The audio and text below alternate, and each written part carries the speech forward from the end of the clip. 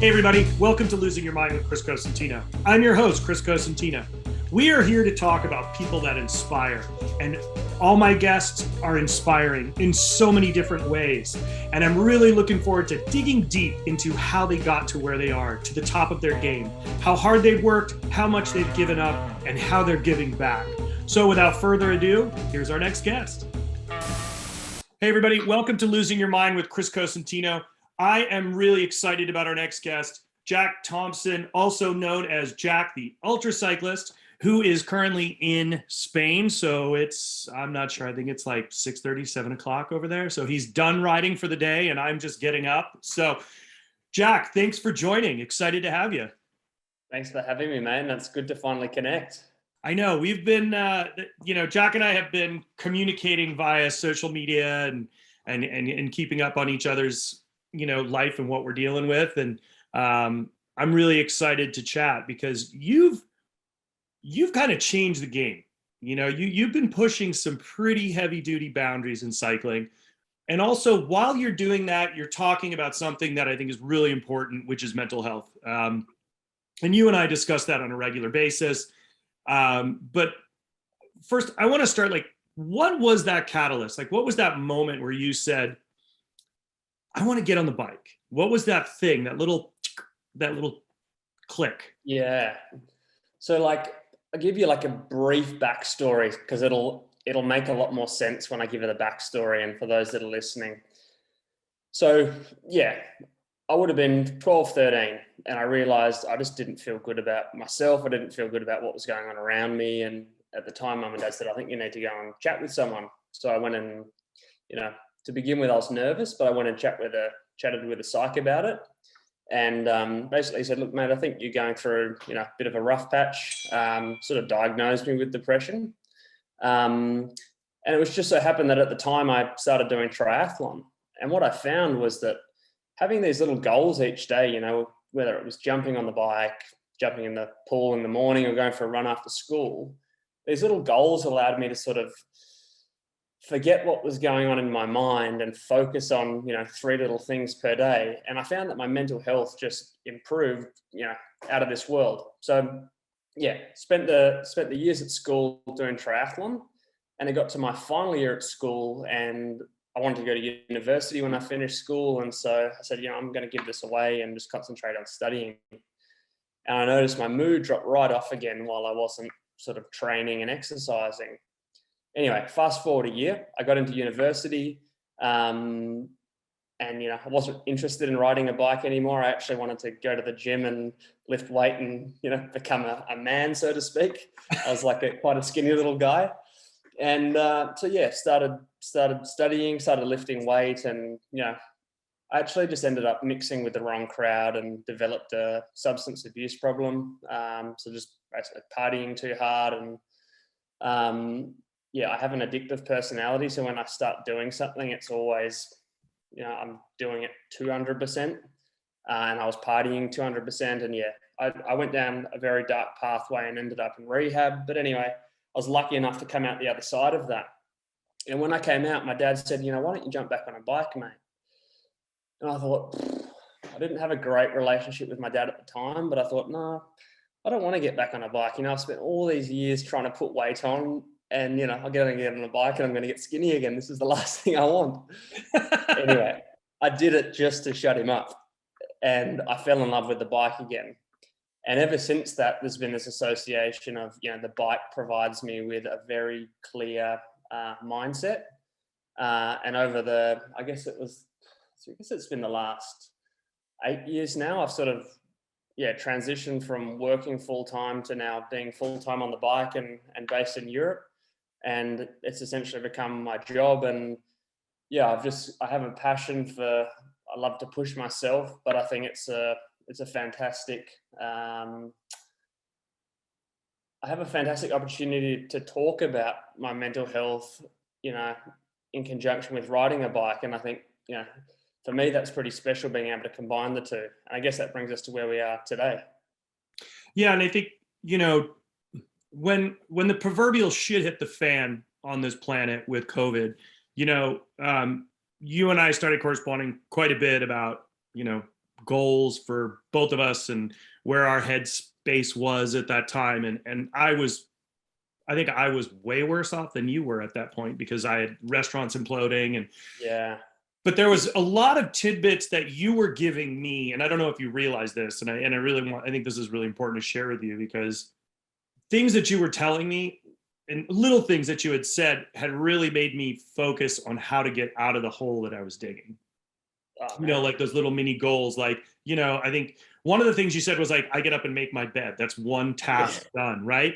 So I started doing those things. I was like, okay, I got the bed made. I got the finish the dishes at the end of dinner. You know, it was like this process that I started to Yeah. create for myself.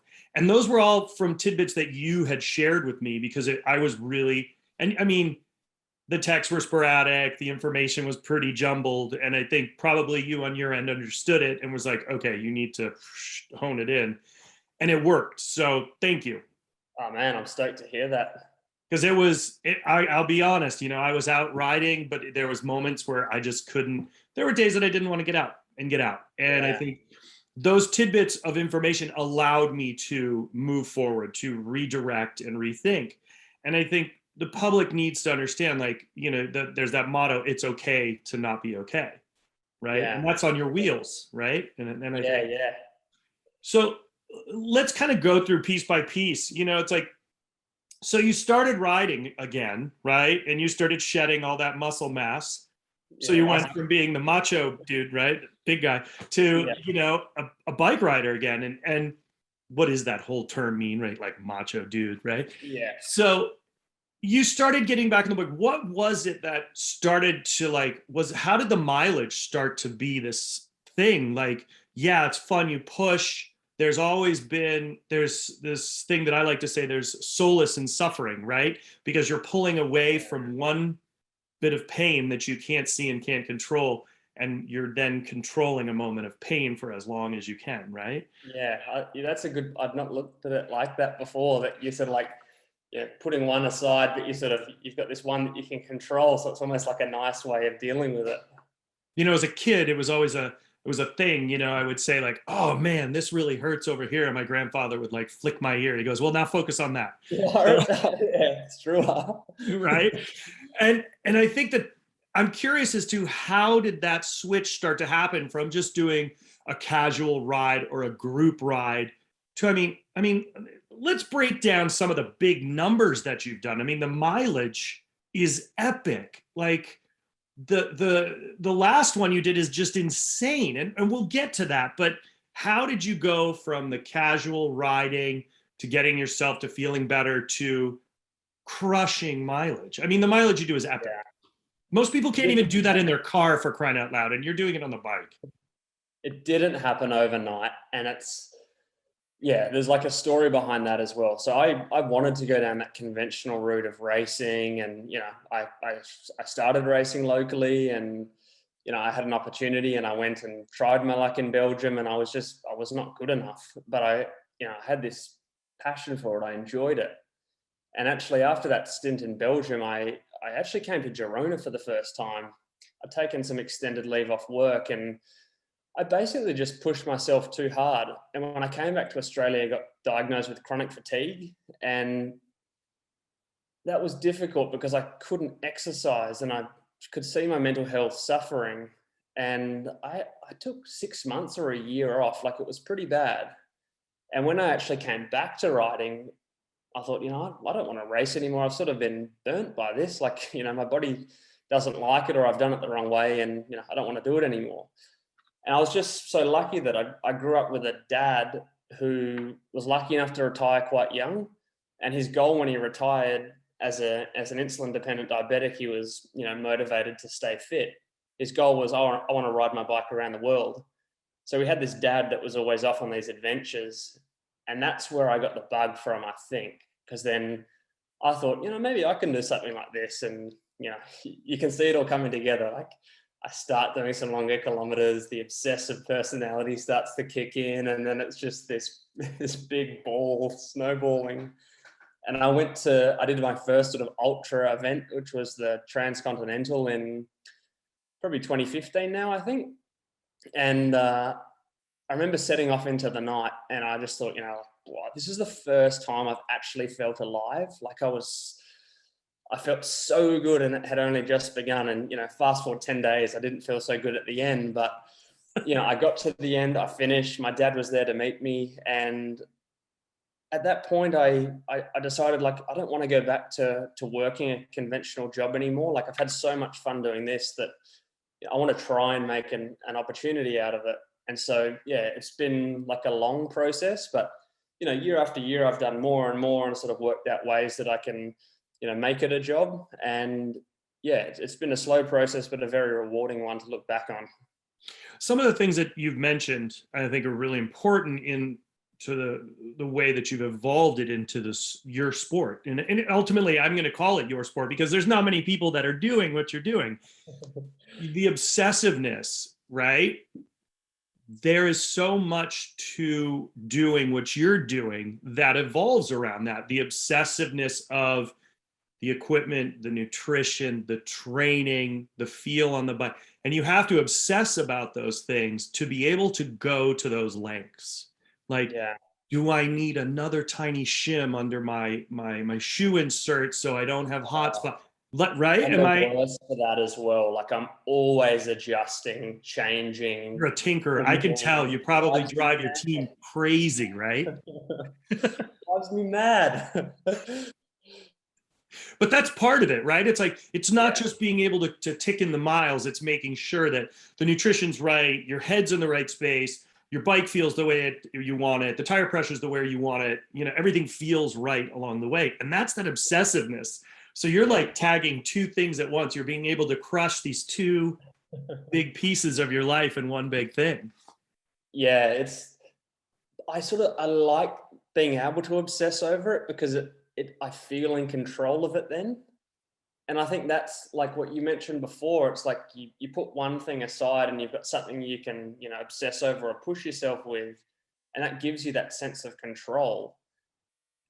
And I think that's a nice thing because, while my mind might not be, in control, I feel like I'm in control because I've got these 10 different things that every day I'm obsessing over.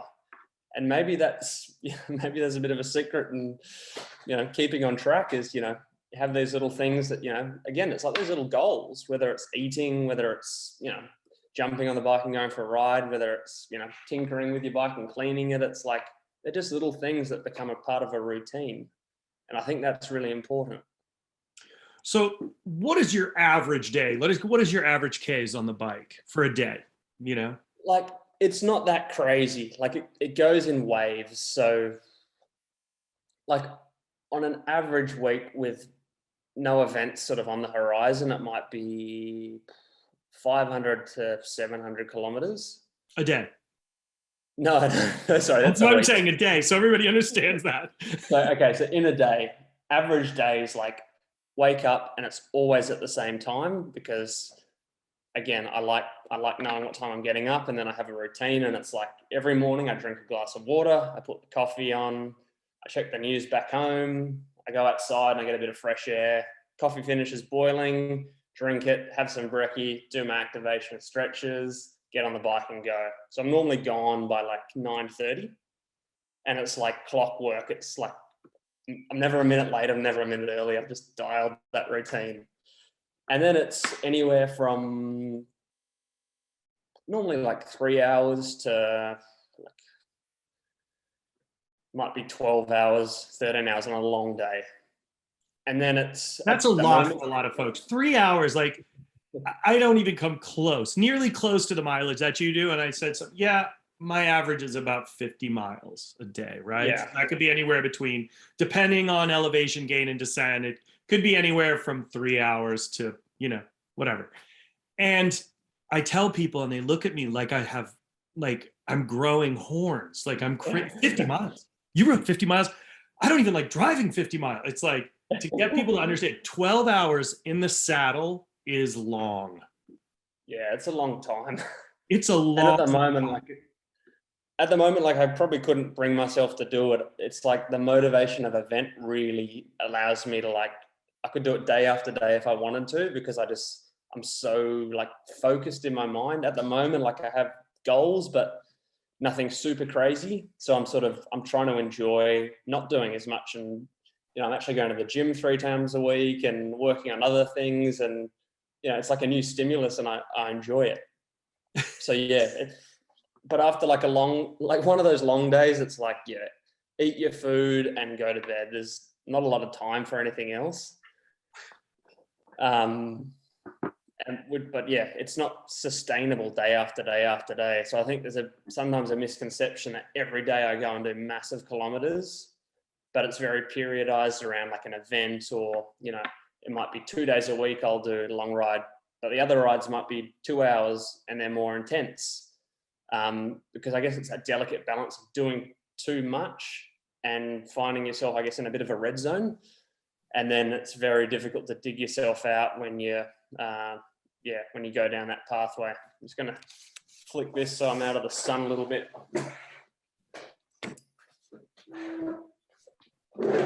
Whoa, it's worse. The couch I go. There we go. Sun's setting where you are, so. Yeah. There we go. There we go. So I kind of want to go over some of these events for people to understand just the sheer size, right? Just the sheer volume. So like 2018, the Taiwan KOM 4 times in a row. Okay, 720K and 13.6 meters in elevation in 56 hours. That's massive. Yeah. I mean, the climbing is just epic. Like when you, just for an example, like training for something like that comparative to when you, we'll compare that to breaking the record. You have the Guinness World Record for the amount of kilometers ridden in 7 days. Now that was a much flatter route, but you specifically designed that as a flatter route to be able to accommodate that amount of mileage. But when you look at that, just the sheer volume of Ks or the sheer volume of meters climbed, it's massive. And I don't think people can comprehend the sheer amount of caloric intake and the amount of wattage output that you're doing and then the rest days after that are monstrous. You're toast. You're toast for weeks and months. And the KOM, let's start there. Like the KOM was the first time we'd ever documented anything I'd done. And it was like, I look back and we were like cowboys. Like we honestly had no idea what we were doing. Like I had no nutrition strategy. Like I had no idea what we were doing. And we went and it sort of worked out, and we were just lucky, I guess. But like, I can honestly say, like, looking back now, like that was rookie hour. We had no idea what we were doing, and it somehow came together. And the film for that one is one of my favorites. But yeah, super special because, again, like my dad was there. I had 2 like great mates from home back there, and the idea behind that was like, I live in Perth, back in Australia, is where I come from, and it's a small city, and most of Australia would consider it, I guess, the end of the earth. So there's not a lot of opportunity from sponsorship point of view or partnerships. And I decided, look, if I want to get sponsors and partners, I need to go and do something on like a more global scale. Taiwan is relatively close. I knew that the Taiwan KOM event was coming up. So I thought, well, why don't we do something at the KOM and try and build some exposure, because there'll be media there surely.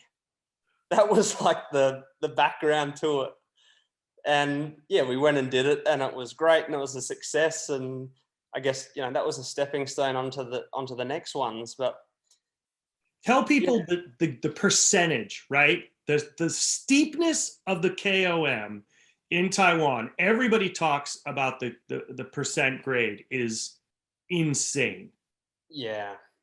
So it's like, it's a climb from sea level to 3,200 meters. And so it's essentially like 85-kilometer climb. But the final 10 kilometers, from memory, has sections of 22%. So you get up there, you're at altitude, and you're pretty bloody tired from the 75 kilometers that's preceded you, and then you're dancing on the pedals trying to get up these steep gradients and wishing for another gear, and then if you had that gear, you were wishing for another one. Yeah, you're just constantly hunting for gears. How many times you hit that button, you're like, oh my God, please be another one. Please Like be another. surely. Everybody who rides bikes has that moment where they're riding and they're climbing and they're like, oh God, I don't have any more. One more, please. Just give me one more. And then if you had it, you'd still want another one. Exactly. But this event, right? So this thing gave us the idea for the next. No, this is incorrect. So, okay, I'll give you the background. After this event, I wanted to go and do this event around the Tour de France where I would chase the Tour de France from behind. I couldn't source any funding. I couldn't make it happen. And it's a very I know now it's like a very logistically rich project. And for whatever reason, it didn't happen. So I had this space in the calendar for something. And I thought, Tour de France, maybe I could do something around like the 3 Grand Tours.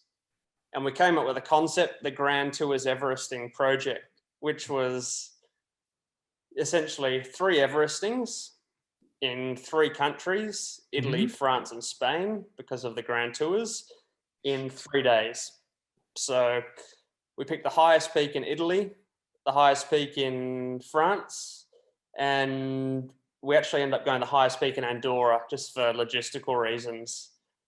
And yeah, basically Everested them back to back to back and then transferred in between in a car. And again, like absolute rookie hour. Like my dad drove the car for 3 days nonstop and like he didn't get any sleep and it was dangerous and he was it was mind blowing to think we survived that. But yeah, another great project, a lot of fun, and I guess another stepping stone for things to come. I just think about riding, doing one of those Everestings, and then sitting down in a car to go to the next one.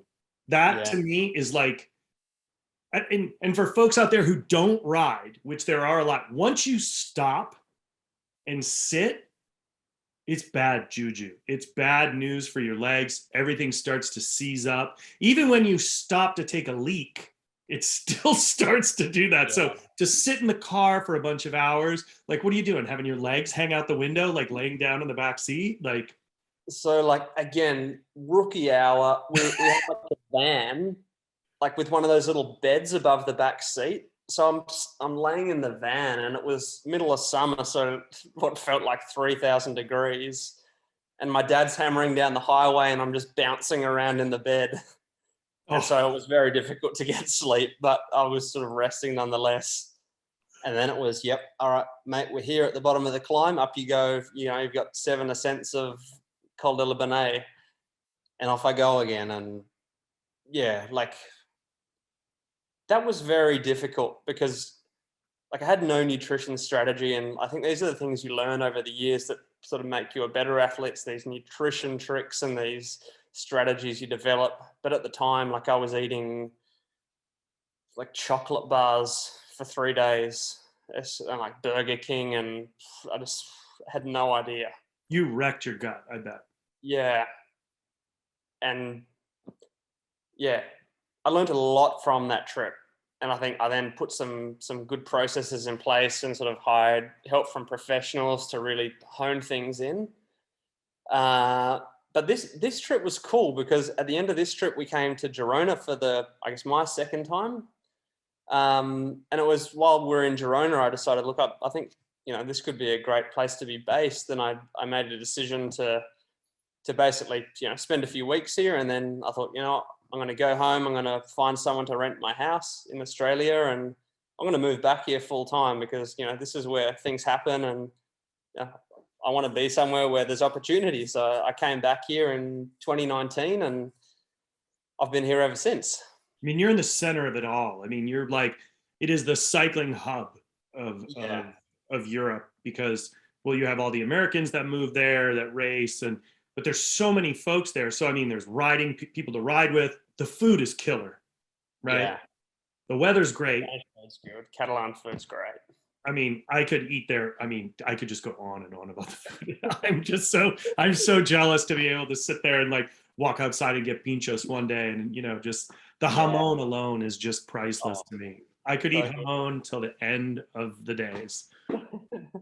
So I want to talk about the monster.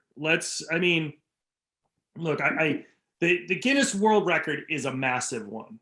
Watching the documentary on that, and by the way, for folks that don't know, you can see a lot of these great experiences that Jack has done through his website, which has all those different events that he's done, and it's eye-opening, really, really eye-opening. I mean, you've got your team there, they're feeding you, and it's like you're in and you're out, and you're trying to get some rest, but then they're like, the moments where they're like, dude, get up. You can see that, like, knowing you and knowing when they're shaking you to get up, I know you're cooked. Yeah, I was cooked. You were cooked, right? Like I could see that. Proper cooked. And I think that's a really powerful messaging. And the way that you're sharing your experiences with the world, not only about the bike and the adventure and the trials and tribulations of doing it, you're also talking the whole time about how it affects you mentally and how it makes you feel better. And I think that's really powerful messaging that a lot of people can benefit from. Yeah, like I love nothing more when it's like somebody reaches out and sends it, whether it's an email or a message, and says, look, I can really resonate with this. And like for me, that's like, yeah, I'll keep doing this like for the rest of my life if I get these messages, because it's very rewarding, and like that's what I want to achieve. Like remove the stigma, we all suffer, and as bike riders we rejoice in suffering. So why do we pity when we suffer mentally? Well, I mean, ultimately that's how we became friends, and that's how we connected, because I reached out and asked one day, like, hey, what are you doing to like balance this? And like I said earlier, those tidbits really, really helped me. And I think that's a really great point that you're making. If you fell and broke your leg or your arm, everybody points at that cast and goes, oh man, what happened? How did you do that? And it's accepted, right? It's like, oh dude, that must have been an awesome crash, and was that a great rot, and it's cool. They put a cool factor into getting hurt, which I never really quite understood that, right? Yeah. Or if it's not that cool, like you slipped on some ice, they're like, you got to make up a better story than that, right? How many times have you heard that?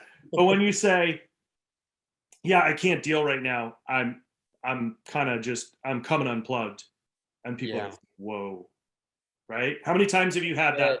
They're like, I can't deal with that. That's too much for me. And it's really kind of sad, because it's out of sight for a lot of folks, so it's out of mind, right? They don't know how to deal. And I think that's a really big piece of the world that we need to change, because if somebody reaches out for help and you can't deal, that's going to have a really adverse effect on that person that's reaching out for help. Yeah, suddenly it feels taboo, and there's no reason it should feel taboo, because I'd say more people suffer from mental health disorders than people suffer from broken arms. It's like it's more common. And I think there's that fear of the unknown, right? Everybody needs to be a little more open-minded to it, and just really be, I would say, a little more welcoming to the conversation. I think that's the best way to say it, right? For sure. So the world record. You have a Guinness. What does that Guinness thing look like, right? You got like this little plaque, like you just graduated from college, right? From university. It's like Jack Thompson, ultra cyclist, Guinness Book of World Records. Like it gave you, you're in the book, dude. That's so like when they email you and they say, all right, it's approved. You've got the Guinness World Record. Like, how many certificates do you want? And I thought, whoa, I'm going to get 6 of these, because I don't ever want to like, lose them, or I want to be able to like give one to my folks and like give one to my brother. And so I actually still need to get it framed. It's sitting like in my bike room, but I need to get it, in a little plaque and hang it on the wall. And But I remember when it arrived and it's in this little envelope and you rip the thing open and you sort of look at it, and it took me back to like Christmas as a kid, because, you know, Santa would always bring us a Guinness Book of Records every year for the stocking.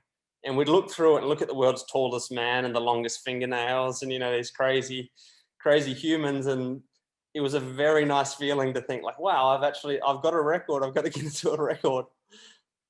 It's amazing that the Guinness Book of World Records for every kid is like monumental. My son has probably 6 different volumes of as they get updated. And it's always crazy. The smallest man, the tallest man, like you said, the longest fingernails, like the craziest things in the world. Like it's so inspiring for kids to, like, not that they're going to make themselves grow taller or shrink, but that they have these opportunities to push boundaries. And I think that is what the Guinness Book of World Records for me has always been, is like pushing boundaries. Yeah, for me, it's always been like this. I don't know, I could spend hours just looking at it, you know, like it's been 15 years since I've ever looked at one, but I could still tell you how they looked, like the holograms on the front and like the logo and the glossy pages. Like it's like only yesterday I looked at it. It's just like childhood memories right there. And the mix of actual photography of the individuals and then the caricatures of the individuals. Yeah. Right? It's good fun. I need to get another one. I mean, you got to get the new one because you're in it. But the thing is, I don't know if you automatically get in it. I need to have a look. You get like your record, but I think there's a lot of records exist that aren't in the book. So maybe I haven't really got the record unless it's in the book. I need to have some chats. There we go. That's the next goal. So let's talk about this monumental feat from this year, the Amazing Chase. I mean, I was watching, the world was watching, and you know, you started 10 days after the Tour de France had started, correct? Yes. Yeah. And you raced them to the finish. You started 10 days late. You missed the start of the tour. Yep. You know, you were out having brunch. You forgot the day started. You missed the start of the tour. And you were like, oh shit, I'm 10 days late. I got to beat him to the finish. So, man, logistically, it's a nightmare. I know the nightmares that when you start to look at trying to do an event around the Tour de France, it's extremely difficult. Yeah. There's roads that are blocked off by the Tour de France. They don't want you on them before, and they sure don't want you on them prior to the race team getting there. You have a vehicle that has to support you. You've got food things, but let's just put it into perspective. You're doubling down every day. You doubled down and did 2 stages by yourself each day. Yeah. That's no joke. Like, I can't fathom the idea of 2 mountain stages back to back, and one of which was a double, I recall, this year. Yeah, on too, man. Like, this event, like the Amazing Chase, you know, presented by Wahoo, like we were so lucky to get Wahoo behind, because like thank Matt Porter. Matt, this is a shout out to you. Yeah, in terms of logistics and like just the sheer volume of planning, like having that team behind was just like invaluable. But anyway, roller coaster. One word is like, the Amazing Chase was a roller coaster.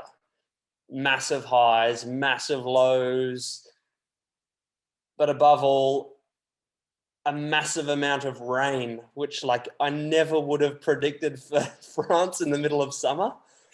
So which, to be honest, was probably to your benefit, because if it had been hot as all Hades, you would have been cooked. Yeah. Oh, dehydrated, and like then you've got a whole lot of other challenges. I mean, you would have needed a sunscreen sponsor or somebody to ride next to you with an umbrella just to protect you from the sun. It would have been so bad. So like I said, you're spot on. 2 stages a day. We had to factor in like, you know, when are we going to actually catch the peloton, and how is that even going to happen? Because we can't go past them. We're never going to catch them on the actual road. So we've got to catch them either after a stage or on a rest day. And that really, like, we worked out it has to be on a rest day. So then you are very much locked into a schedule.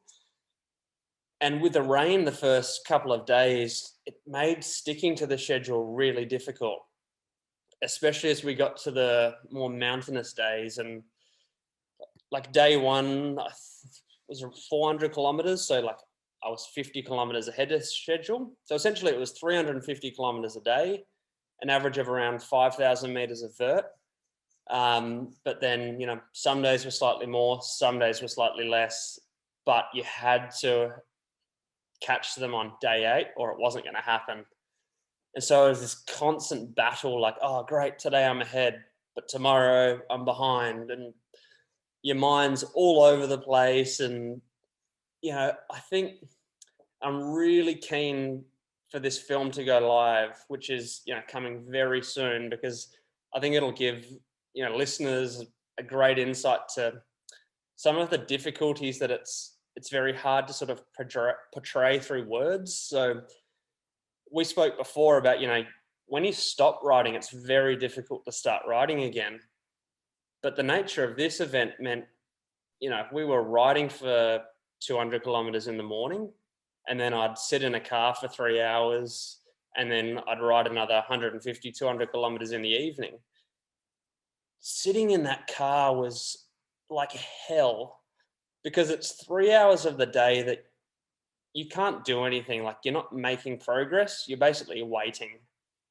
It's 3 hours that your body's suddenly relaxing, and, you know, your heart rate's dropping, and you sort of, you know, your blood sugar's stabilizing, and then it's, all right, get back on your bike, and you've got another 150 kilometers, and you've got to wake up again. And for me, this was like the hardest bit of the whole event, was the transfers, like without a doubt, because they were mentally very taxing.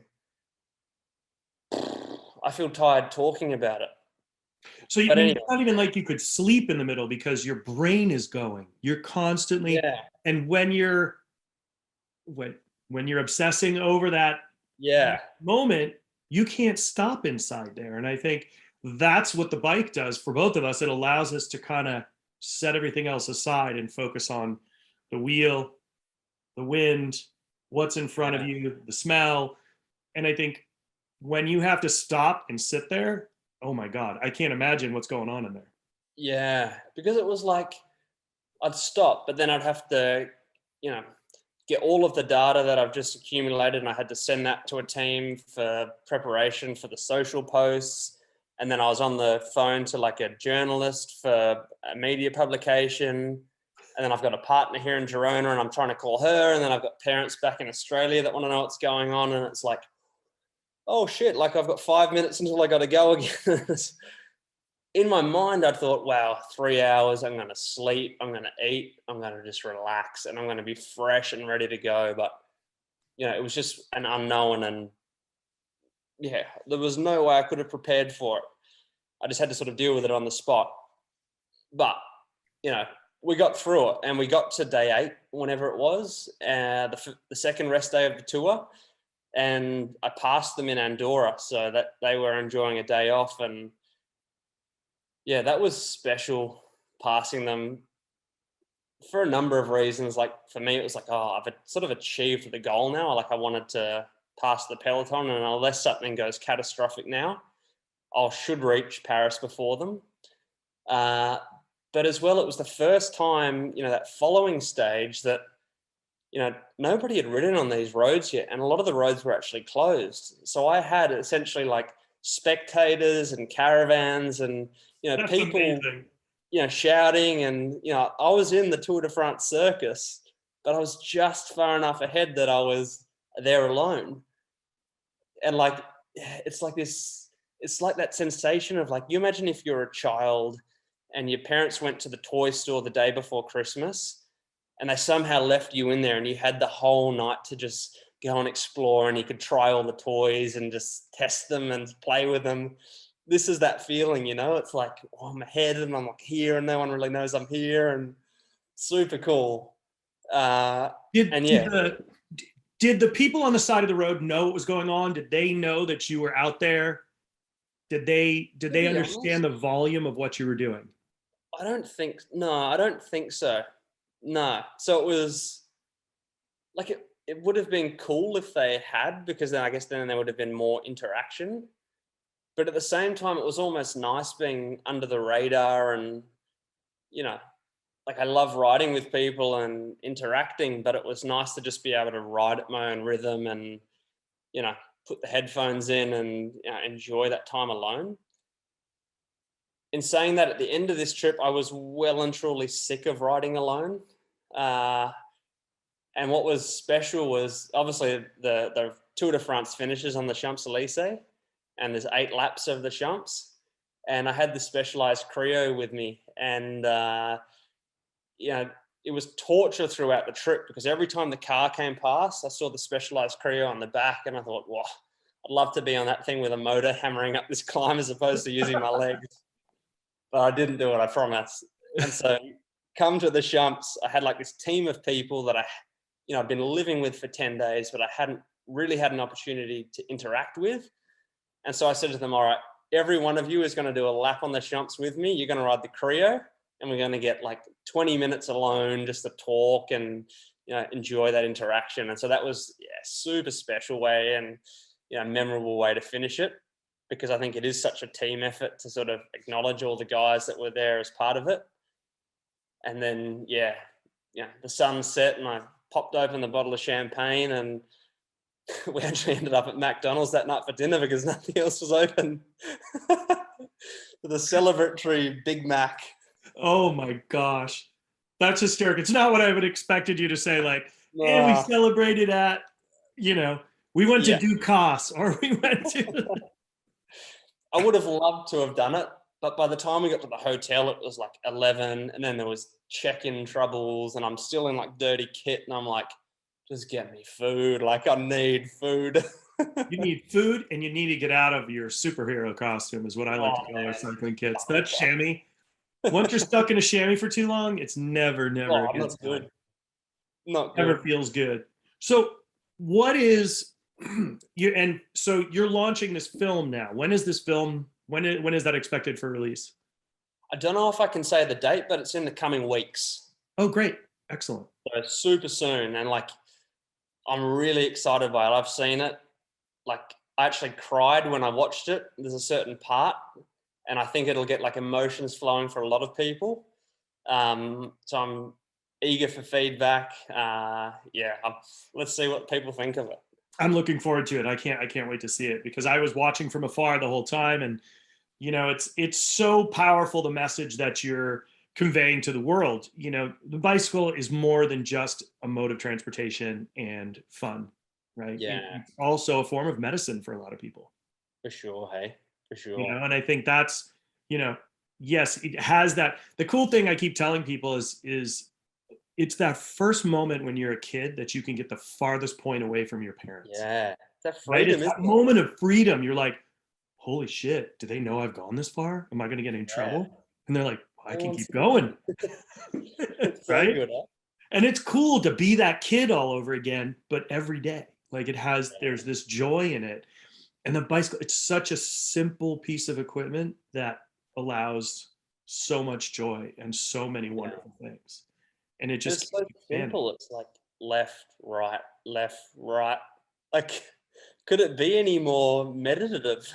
Yeah. And it's that motion, that consistent motion, that hum of the wheel on the pavement, just that smell of the air. And it's, it's really funny. I was saying to somebody the other day, one of the best parts for me about the bike is when I'm riding, and the things that you see that you wouldn't normally see on the same road in a car.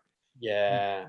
You see and smell flowers. You see, like, for me, I see things that are edible. I see wild fennel, and I see bay leaves, and but I can smell them. And sometimes I smell them and I stop on the side of the road. I'm like, oh, these are great. And I'm like picking things. People think I'm crazy, but that's what's magic about it. It gives you this sense of time and place where you are.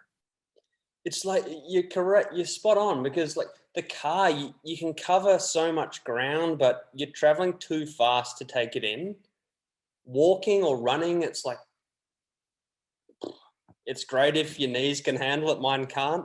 Yep. But it's sort of like, a 10-kilometer run or a 20-kilometer run is a long way, and you can't quite get far enough away. But being able to cover like 100 kilometers on a bike or 60 kilometers on a bike, you're riding at a pace that you can see things and you can smell them, and like you can interact with the things that are happening around you. And I think it's unique in that way. Yeah, and I mean, you can go from one town to the next. You can, for me living in San Francisco, I can cross the Golden Gate Bridge and it can be 25 degrees warmer on the other side. Yeah. Right? And then I can go climb mountains, or I can ride the road for hours, and I can go see farms. And I think that that's a joy. It's a powerful joy, and it brings so much to people. And it's just, I don't know, there's just so many things about it that I can continue to go on and on about. But Yeah. and I think that's the fun thing. So let's talk what's next. I mean, I know you're trying to have a bit of recovery. Let's be honest, the Amazing Chase definitely takes its toll. An event of that size, and that amount of output takes quite a bit of recovery, right? So I'm sure you're on the tail end of the recovery now, I'm assuming, my guess. Yeah, I'm back into training now, so I'm not a lot of volume, but I've picked the intensity right up again, and like the goal is to try and increase the FTP again, because that dropped off just with the monster training kilometers. Something's got to give. So I'm working on that now. I'm actually off to Portugal. Well, first of all, I'm off to Amsterdam actually for the release of the film at Ride Out in Amsterdam in the next couple of weeks. And then following that, I'm straight across to Portugal. And we've actually got a month in Portugal. And believe it or not, we're actually looking to relocate to Portugal for 2022. So we're going for a gravel event there in October. And then I do have an event there, a one-day event that I'm going to tackle. When I say event, it's got to be secret with those things. You can't let all the cats out of the bag. It's a climbing challenge, another climbing challenge. There's a peak in Portugal, Torre or Torre, I don't know how you pronounce it. And I'm going to do something cool on Torre. So I'm going to climb there's 6 different ways to climb it. Basically, I'm happy to talk about it. There's 6 different ways to climb one peak. And so if you climb all 6 ways, it's 400 kilometers and 11,000 meters of vert. And I thought, what better way to get to know a climb than, climb it from all sides and, enjoy the sort of, you imagine a volcano with a road around the bottom. It's sort of like this with all different ways up. That sounds amazing. Yeah, so that's just a one-dayer, and I'm looking forward to it because I sort of see it like this is a fun day out, and I want to interact with people. And 2022, I have one big project planned, again in Portugal. And for those that haven't ridden in Portugal, like I highly recommend it. For me, it's like a cycling paradise that's not yet been touched or explored, like the roads, the people, the food. It's like Spain, but cheaper and less people, and it's amazing. So get over there. I can't say what that project is, but it's a project that lasts for 5 months. So it's a big daddy, and hopefully I can share more soon. But the future looks like it'll be in Portugal for us. So excited by what that brings. That sounds great. And with all of these things happening and picking, how do you pick and choose these different events? Because I'm sure a lot of folks would say, these are big miles, they're big lofty goals, but how do you find these particular goals? Or like, how did you find Torre or this mountain, which I'm probably not saying right either? It's like somebody said, like, why don't you go and like race an event or do like one of the pre-planned events? For me, like a lot of the joy in it is I like the creativity in trying to come up with an idea. And I like researching a region and thinking, I wonder if you could do something there, and how would you do it, and how could you make it a real challenge? So like, to give you an idea, like I spend countless hours a week on Google Earth. Like that website is insane. and I zoom in and I zoom out and I look at different areas and countries, and I guess that's my creative side. I like to look at things and come up with ways to make a challenge out of it. The project in Portugal next year, the background to that is like, I'm going to move to a new country. What's the best way to get to know a country? Is by riding in every area of the country, right? So I figure, all right, I'm going to create an event that's based around the whole of Portugal and exploring the whole of Portugal. And then I sort of start working out, well, what could I do? How could I do it? And this is it sort of develops in this, the spreadsheets, and there's a bit of work that goes into it, but like I enjoy that aspect of it because for me, that's like a bit of a creative outlet. So I think that's a really great bit of information for folks, because this is not something that's done, like you said earlier, some of your earlier events were a little cowboy, man. Cowboy amateur, but now it's really devil's in the details, right? You're researching, you're mapping, you're thinking it through, you're finding alternate routes, you're looking for safety routes. There's all these different things that have to be done. So it's not just, okay, I'm going to go do it. Like I try to say this a lot to young cooks, like just because, somebody can run around the block with their dog a couple times doesn't mean they can show up and do the Boston Marathon and win it. Like it takes training, it takes technique, it takes education, it takes, a lot of work to get to this point of being able to what you're able to do. I mean, this is serious business, and I don't want to take away from the fact that it's not only difficult, it's also dangerous. Yeah. When you get tired on the bike, your handling skills, it doesn't matter how great you are, they just go down. And something as simple as hitting a pebble on the road and your arms are tired and you lose control of the bars. So it takes a lot of time and energy and effort to get to the ability set that you're at right now. I can't emphasize that enough, because I look at the mileage, I look at what you're doing, and the top of my head blows off. I can't even fathom some of these things. And I think there's a good message for anyone that's listening that like wants to get involved with, like, they're doing these ultra things. It's like start small and just, build up slowly. I think, there's no need to go and ride 200 kilometers for your first long ride. Like go and ride 60 and then, make it 80 a couple of weeks later and enjoy that process of growing into an athlete. I don't think it's something that happens overnight. And I think that's a good thing because you do learn a lot along the way. And I think that's all part of the process. And it's sort of the enjoyment in being able to look back and think, oh, we were cowboys when we did that. But, we learned from it. Like it's all part of the bigger picture.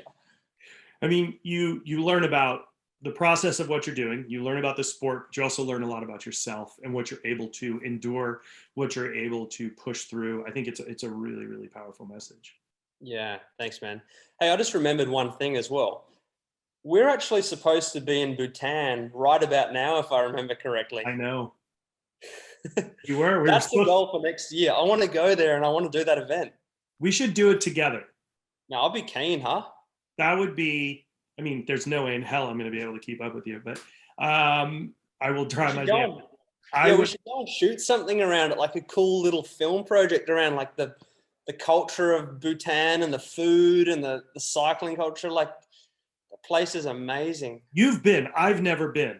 And I'm like enamored by that idea of going and seeing, but also just that climb is insane. One. Yeah. And just to be able to climb that, to get to the top of that peak. I mean, the Buddhist mentality behind it and all of this, there's so much about it that I lean towards, that I want to be a part of. Like, talk about suffer. That's a suffer fest. Yeah, man.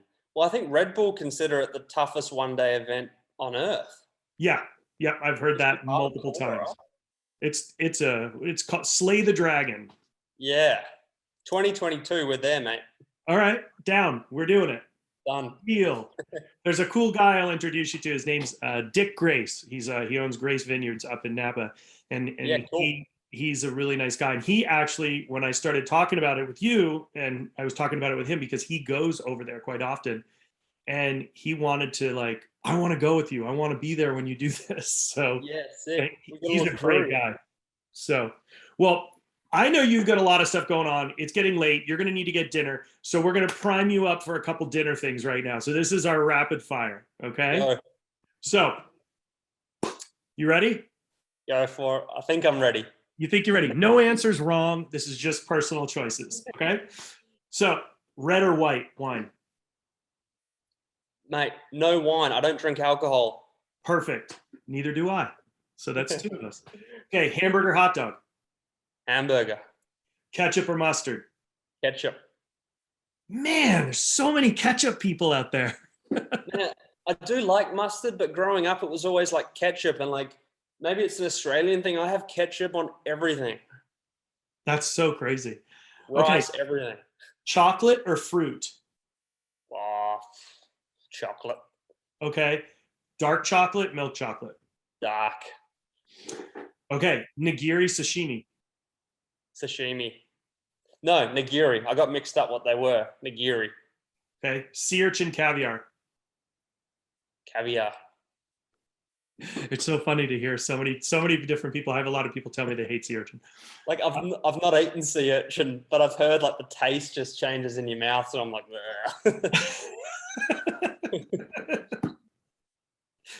Coffee or tea?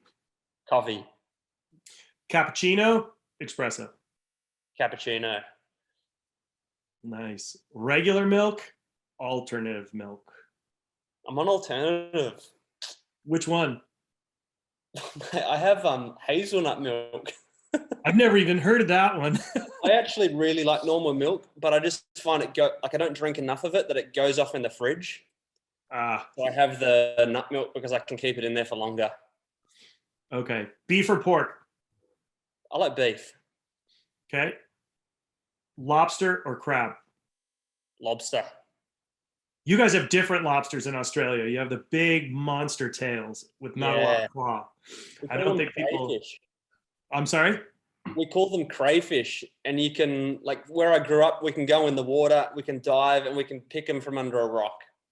It's like insane. Which I is miss funny because in the States, crayfish are this big. Yeah. Yeah, they're little tiny dirt bugs that grow, that thrive in fresh water, not salt water. We've So got our monsters, man. so our version is, the lobster americanus, which is out of Maine, or then we have the spiny lobster in Southern California. But again, that's in the ocean. But our version of crawfish are little guys this big that are in fresh water. Yeah. Little scampies. Yeah, exactly. Okay, so what is your favorite Spanish food? I love the jamon. I'm with you, mate. Like, Right? and I've got to the point where, like, oh, whether it's good or bad, I feel like I've become a bit of a connoisseur. Like, I can taste a good one and a bad one now. Which is your And it's an favorite one? expensive habit. Do you have a particular one that you like more than the others? I like it's like the best one is the Huelva. It's like a region like right down south next to Sevilla. But we actually buy it from Mercadona, believe it or not. Mercadona have a very good, and Mercadona is like I don't know what you call it, like a Costco or like a supermarket. Okay. And they carve it fresh off the bone, and it's actually like very good quality for the price. That's amazing. We have very few varieties of Iberico in the States still. So it's very addicting. I have one in my fridge upstairs, and You have a whole like leg? I have a whole one, yeah. Oh mate. I have a whole one, and I have my hand cranked meat slicer, so like I drop the sucker on and nice. out. I'm pretty much addicted to ham. I'm so interested in it actually. I went onto YouTube a couple of weeks ago and I was like, how does it become like from a pig to like costing however much it costs per 100 grams? And it's fascinating. Yep. Time is money, especially when you're taking a piece of pork, right? You're having this specific breed, the Iberico de Bellota, which is the black pig that eats acorns, and then it has to be butchered. And the way it's butchered when it's warm still right after the slaughter. So you get the right cuts and you don't make bad incisions. And then it's salted and then it's aged. And then there's the 5-year age, of course, is always going to be, higher cost point because you're letting it hang there. And it's like time is money. But the way it melts on your palate and the way it feels, addicting. It's the saltiness and like the fattiness of it is just like, blows your mind. All right, so let's talk about what is your go-to when you're on the bike and you're riding and it's like you're doing these big events. There's a lot of folks who like, I don't eat your traditional what's considered ride food. I don't know. Okay, it doesn't agree with me. So I'm very, very different with that. And I don't know if you're the same way, but there's certain things I gravitate towards, and I'm curious as to what yours are. What was weird? In France, it became croissants and butter. That makes sense. I was craving like fat. But to begin with, it was more, I actually do get a lot of the calories from liquid, just because I find it easier to keep track of and easier to adjust. But like if I had to go to a service station and I'm 4 hours deep and I'm bonking, what would I get? Probably a Snickers bar or two. I'd get like a can of cold lemon Fanta. And depending on the temperature, probably an almond Magnum. What's that? What's an almond Magnum? Do you have Magnum ice creams in the States? I don't think so. What is it? Is it an ice cream cone? It's not a cone. It's like you've got your white vanilla. It's dipped in chocolate, but then there's like decadence of almonds on the outside. It's freaking good. And you sort of like eat the chocolate off first before you have the vanilla all over your face. It's funny because there's so many folks that feel that cyclists eat like birds. They don't eat, everything. There's a balance, right? But I think when you're putting out that much, you have that much output, you need twice as much input. And I think sometimes, like there's a cyclist here, his name was John Stamstead. He was the Mac Daddy. He was the one who created the ultra category, right? Yeah. He's ahead of the curve of everybody. He used to just do cans of Cheese Whiz. Yeah. Oh man, he used to it was caloric intake, what you were processing through. So it's really interesting to see and to get people to understand like there's a million different ways to skin the cat when it comes to riding the bike, right? It's like it doesn't understanding, have to be, the expense of ride bars, so to speak. Like a wrap, like today I took a wrap with Nutella and 2 wraps one with Nutella, one with peanut butter. And it's like, it's cheap, it's caloric dense, it's tasty, it doesn't upset your stomach. It's like, doesn't have to be an expensive bar, like get creative with it.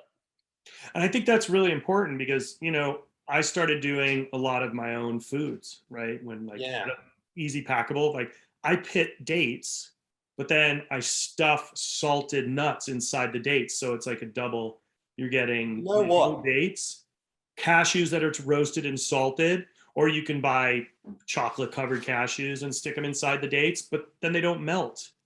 I saw Matt Porter had done that and he tagged you, right? Yeah. And then I actually tried it myself and they're bloody good. And it's simple. Make sure though, if you're going to do it, don't coat the dates because the chocolate will melt on your hands. Put whatever you're sticking inside. You can even break a piece of chocolate and stick it inside and then a nut inside. But you've got like this perfect fuel. It's simple carb, simple sugar, complex sugar, and the nut protein. All is what your body's craving.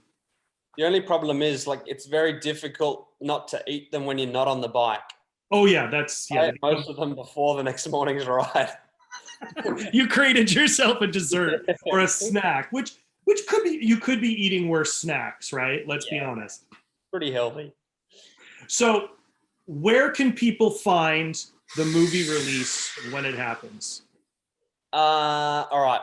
Jump across to Wahoo's YouTube channel. Okay. This is where the movie's going to drop. If you want to sort of recap the amazing chase, jump across to my website, jackultracyclist.com. yeah, if you want to follow along on Instagram, Jack Ultra Cyclist. Folks, and I can tell you from personal experience, it's really fun to keep up with what Jack's doing. There's so many crazy things, and it's always just a joy to see him finish these goals that he sets for himself.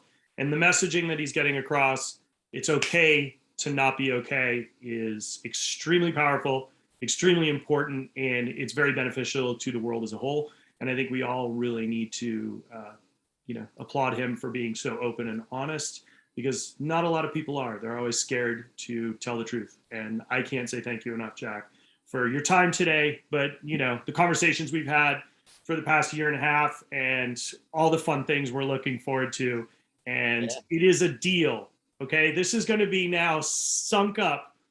We'll make Matt Porter. You hear this? This is going to be what we're doing next year. So get ready to get on board with this. Matt, Jack, and I will ride Slay the Dragon next September in Bhutan. It's happening. It's happening, mate.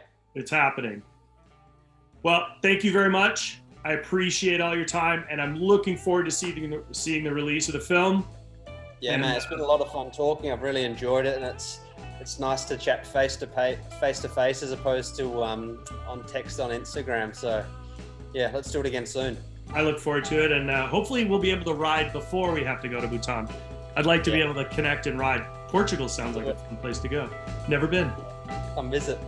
I'm down. All right. Thank you. Cheers, man.